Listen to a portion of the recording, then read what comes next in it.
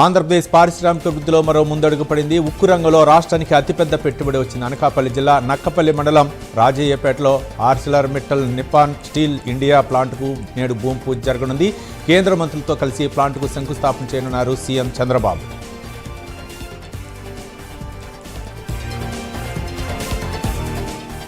వాళ్ళ రైతు భరోసా పంట పెట్టుబడి సాయం డబ్బులు రైతుల ఖాతాల్లో జమ కానున్నాయి. మొదటి విడతలో భాగంగా ఎకరా వరకు రైతులకు 3,590 కోట్ల రూపాయల నిధులను నిన్న సీఎం రేవంత్ రెడ్డి విడుదల చేశారు.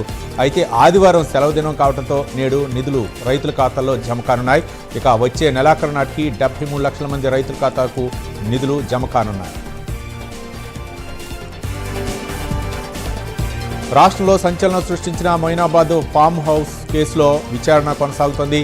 ఉప్పరపల్లి కోర్టులో ఈ పిటిషన్పై నేడు కస్టడీపై తీర్పు రానుంది.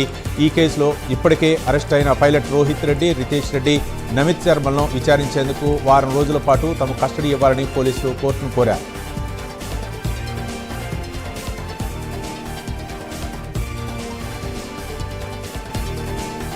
మనిషి జీవితంలో సంతోషాన్ని మించిన ఆస్తి మరొకటి లేదని చెప్పారు కమిషనర్ రాహుల్ మీనా.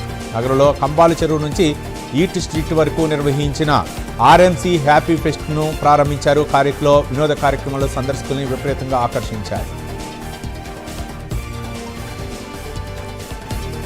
మహబూబాబాద్ జిల్లాలో విషాద ఘటన చోటు చేసుకుంది. కేసముద్రం మండలం ఆర్పనపల్లి గ్రామ శివార్లోని వట్టివాగులో పడి హనుమంతుని గడ్డ కాలనీకి చెందిన ఆల్వాల సాయి మృతి చెందాడు. కేసు నమోదు చేసుకున్న పోలీసులు దర్యాప్తు చేపట్టారు.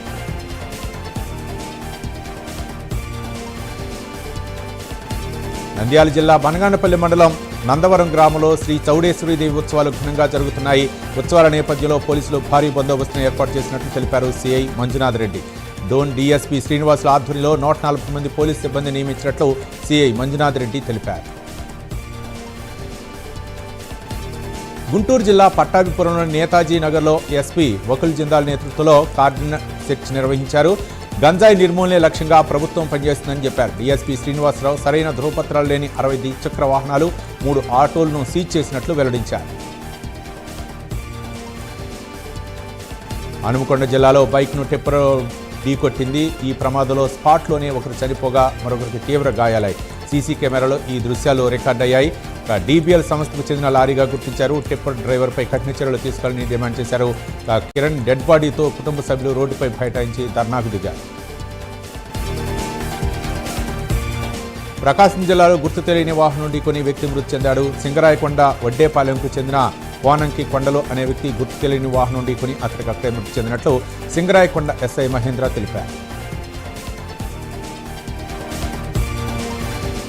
పశ్చిమాసియా ఉద్రిక్తల నేపథ్యంలో శ్రీలంక ప్రభుత్వం ఇంధన ధరలను 25% మేర పెంచింది. ఈ పెంపు వారంలో రెండోసారి కాగా మార్చి 1వ తేదీ తర్వాత మూడోసారి కావడం గమనార్హం. నూతన ధరలు అర్ధరాత్రి నుంచి అమల్లోకి వస్తాయని ప్రభుత్వం ప్రకటించింది.